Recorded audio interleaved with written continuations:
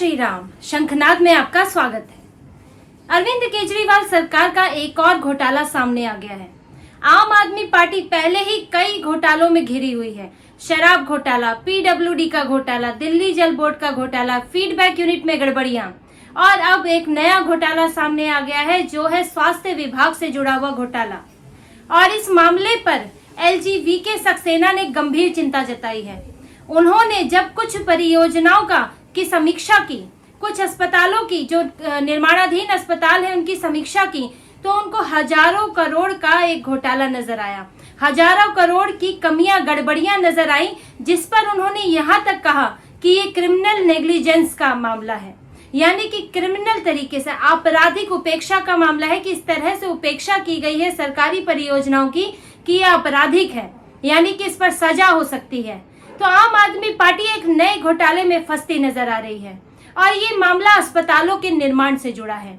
और ये अस्पताल सालों साल से बन रहे हैं, इनकी लागत हजारों करोड़ की हो गई है, लेकिन ये अभी तक पूरे नहीं हुए।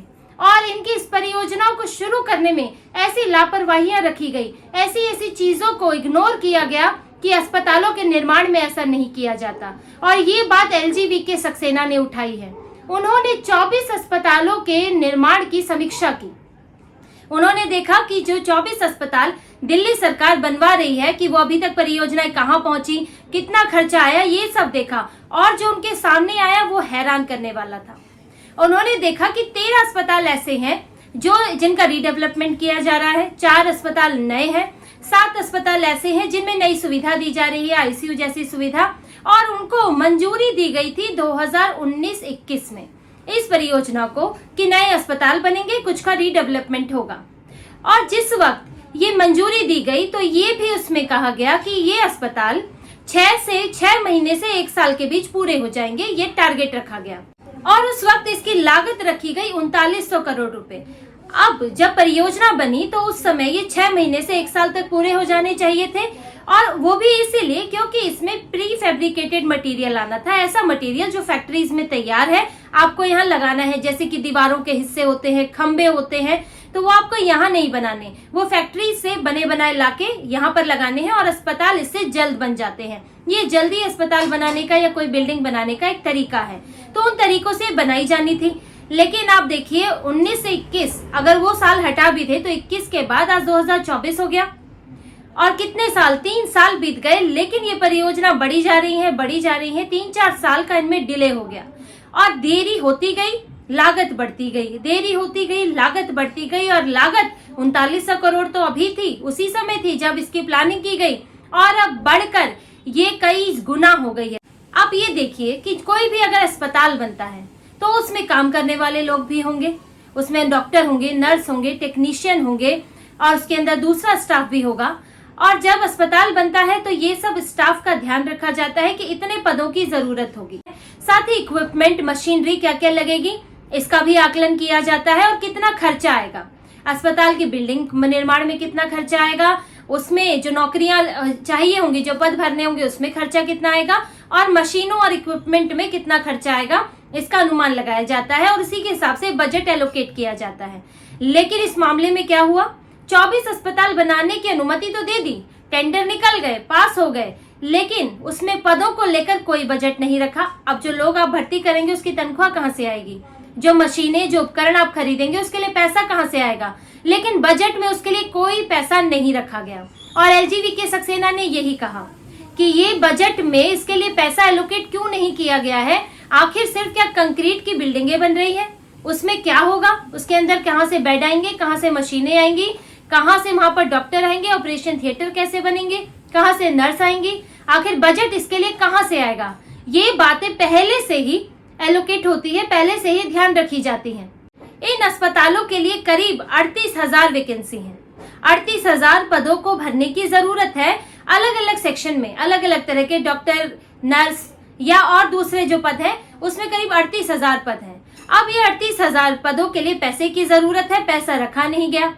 अब इसमें जो सौरभ भारद्वाज अभी स्वास्थ्य मंत्री हैं, उन्होंने तो एलजी पर आरोप लगा दिया कि जो पद है, जो सेवा विभाग है, वो एलजी के तहत है, एलजी इसके लिए वैकेंसी निकालेंगे तब तो पद भरे जाएंगे। लेकिन बात वैकेंसी की नहीं है, बात है उसके बजट की। वैकेंसी निकाल दी जाए और उसके बाद बजट का क्या होगा? वैकेंसी के लिए भी जो आम आदमी पार्टी की सरकार है वो इसको इनिशिएट करेगी कि हमने 24 अस्पतालों के लिए कंस्ट्रक्शन हो रहा है, इसमें पदों की जरूरत होगी, इसके लिए बजट है, आप इसके लिए वैकेंसी निकालिए। लेकिन आज जब एलजीवी सक्सेना ने समीक्षा की तब उन्हें पता चला कि ये कब से ये अस्पताल बन रहे हैं और बनते ही जा रहे हैं। आम आदमी पार्टी का कहना है हमने तो बता रखा था इतने अस्पताल बन रहे हैं, लेकिन ये समीक्षा में ही पता चलता है कि कौन से प्रोजेक्ट पूरे हुए, कौन से रह गए। और अब ये बात सामने आई है कि कैसे इसके बनाने में जो एलजी का कहना है कि ये एकदम ही गैर जिम्मेदाराना तरीके से ये परियोजना बनाई गई और जिसमें सिर्फ मकसद ये था कि किसी तरह ठेकेदारों को टेंडर दे दिए जाए, किसी तरह से बिल्डिंग बननी शुरू हो जाए, अस्पताल चालू हो या ना हो, अस्पताल की लायक उसमें जो चीजें होनी चाहिए उस पर कोई ध्यान नहीं दिया गया और ये क्रिमिनल नेग्लिजेंसी है। उन्होंने ये बात साफ कही है कि ये बहुत ही हैरान करने वाला मामला है। इतने खराब तरीके से कोई परियोजना पर बनाई नहीं जाती, कोई परियोजना पर इस तरह से प्लानिंग नहीं होती जैसा इसमें किया गया है। सिर्फ बिल्डिंग बनाने पर ध्यान है, बिल्डिंग के अंदर क्या होगा उस पर कोई ध्यान नहीं है। और इसकी लागत की अब बात करते हैं।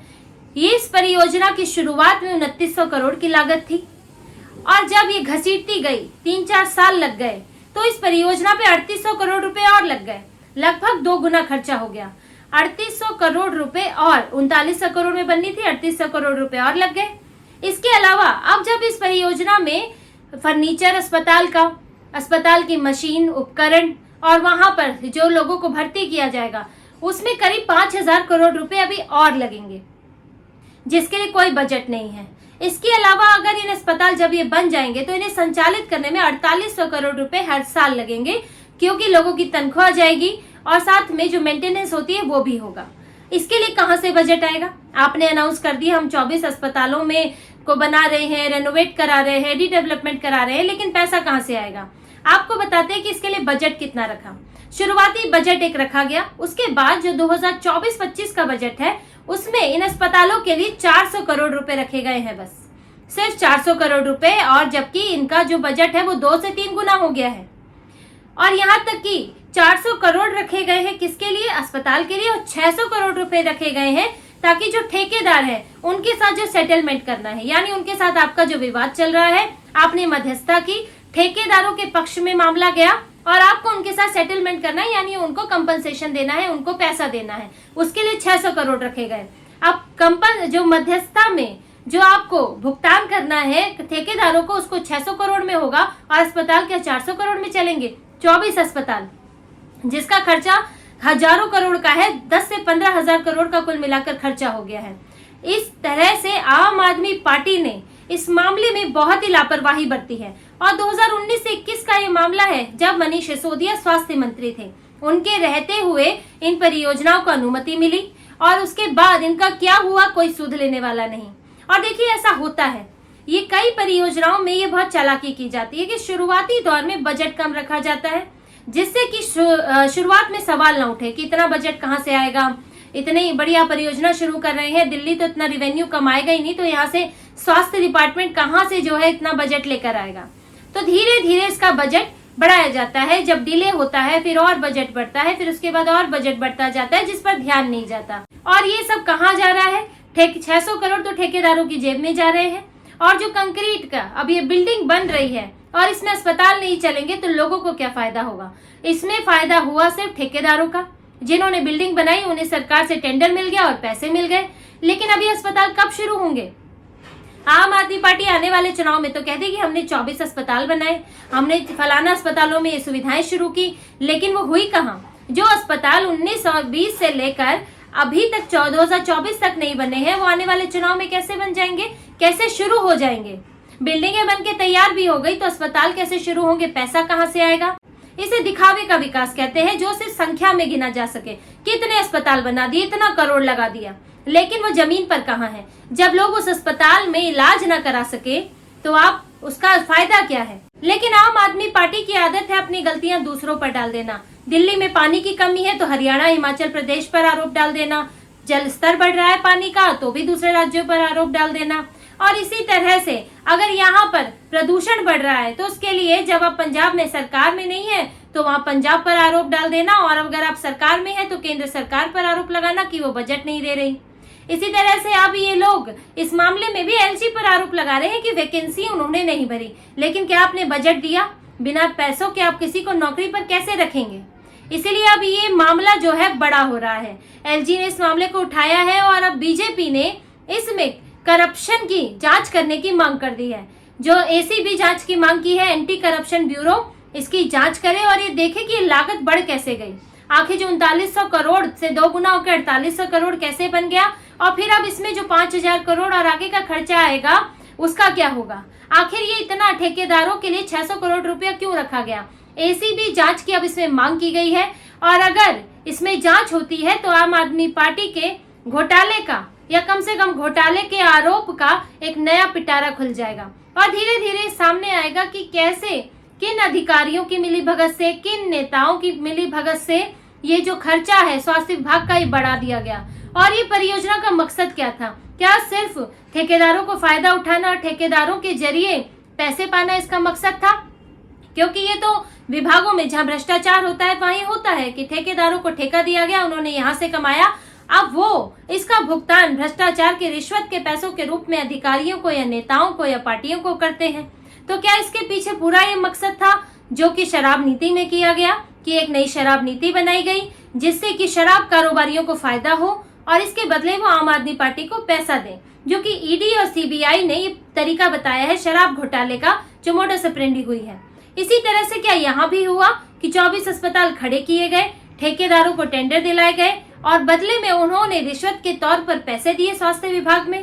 तो अब ये जांच का विषय है। अगर एसीबी की जांच होती है तो इसमें मनी लॉन्ड्रिंग भी आ सकती है, सीबीआई भी आ सकती है। अब एलजी इस मामले को और आगे देखेंगे, इसकी फाइलें चेक की जाएंगी, इसमें डिले क्यों हुआ ये देखा जाएगा, और अगर कहीं गड़बड़ी के आसार लगते हैं तो ये बहुत संभव है कि इस मामले में भ्रष्टाचार की जांच भी हो। और आम आदमी पार्टी के अब आजकल तो नए नए घोटाले सामने आ ही रहे हैं। ये घोटालों की सरकार एक तरह से बन गई है और एक नया घोटाला अब उसी कड़ी में जुड़ जाएगा और आम आदमी पार्टी के मनीष सिसोदिया, अरविंद केजरीवाल के लिए ये नई मुसीबत लेकर आ सकता है। तो इसी तरह की और खबरें और विश्लेषण आपके लिए लाते रहेंगे। हमसे जुड़े रहिए, सब्सक्राइब कीजिए, कमेंट कीजिए। बहुत बहुत धन्यवाद। जय श्री राम।